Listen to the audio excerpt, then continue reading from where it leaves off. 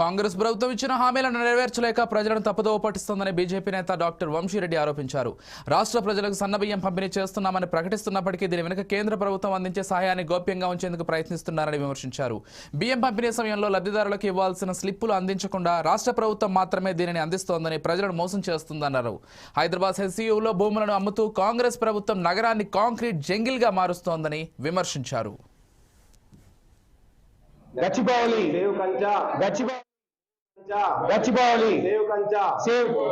Ration బియ్యం card పైన కేంద్రం ఎంత ఇస్తుంది, సెంట్రల్ గవర్నమెంట్ ఎంత ఇస్తుంది, స్టేట్ గవర్నమెంట్ ఎంత ఇస్తుందని మనకు తెలవాలి. స్టేట్ గవర్నమెంట్ ఎన్ని కేజీస్ ఇస్తుంది, సెంట్రల్ గవర్నమెంట్ ఎన్ని కేజీస్ ఇస్తుంది మనకు తెలవాలి. ఇది ప్రజలందరికీ ఎందుకు అబద్ధం చెబుతున్నారో తెలియట్లేదు కాంగ్రెస్ ప్రభుత్వము. నిన్న నేను ఒక బిల్ తెప్పించాను రేషన్ కార్డు దించే, దీనిపైన క్లియర్గా మెన్షన్ చేసింది ప్రధాన మంత్రి గరీబ్ కళ్యాణ్ అన్న యోజన అని. ఈ బిల్ ఎందుకు ప్రతి రేషన్ కార్డు హక్కుదారుకి ఎందుకు ఇవ్వట్లేదు మీరని నేను ప్రశ్నిస్తున్నాను గవర్నమెంట్ని. దీంట్లో చూసుకుంటే అయితే మనకు సెంట్రల్ గవర్నమెంట్ నుంచి 5 కేజీలు ఇస్తున్నారు ఒక్కొక్క పర్సన్కి, స్టేట్ గవర్నమెంట్ నుంచి 1 కేజీ ఇస్తున్నారు.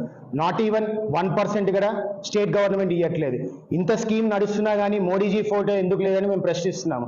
ఇదే కానీ జరిగితే ప్రతి రేషన్ డీలర్ షాప్ దగ్గరికి మా కార్యకర్తలు వెళ్ళి, బీజేపీ కార్యకర్తలు వెళ్ళి మోడీజీ ఫోటో అతకేయాల్సి వస్తుంది. నేను మళ్ళా విజ్ఞప్తి చేస్తున్నాను కాంగ్రెస్ ప్రభుత్వానికి మరియు ఇక్కడ ఉన్న అధికారులందరికీ, దయచేసి ప్రతి ఒక్క రేషన్ కార్డు డీలర్కి, ప్రతి ఒక్క రేషన్ కార్డు లబ్ధిదారికి స్లిప్ ఇవ్వాలని కోరుతున్నాను. మంత్రి చెన్నైలో జరిగిన విధ్వంసం గురించి, వయనాడుల గురించి మాట్లాడినారు, ఉత్తరాఖండ్ల గురించి మాట్లాడారు. మరి ఈయన చేసే ప్రభుత్వం ఏంటి? ఇప్పుడు హెచ్సియూ ల్యాండ్స్ పైన అంత ఘోరంగా డెవలప్మెంట్ చేయాల్సిన పని ఏమొచ్చింది?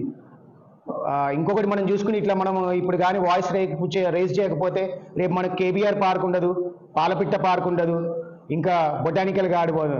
ఈ విద్యాంశం మనం అందరం చైతన్యం తీసుకొని వచ్చి ప్రతి ఒక్కరు వారు వంతు తీసుకొని ఈ హెచ్సియూ గ్రౌండ్స్ని కాపాడుకుందాం.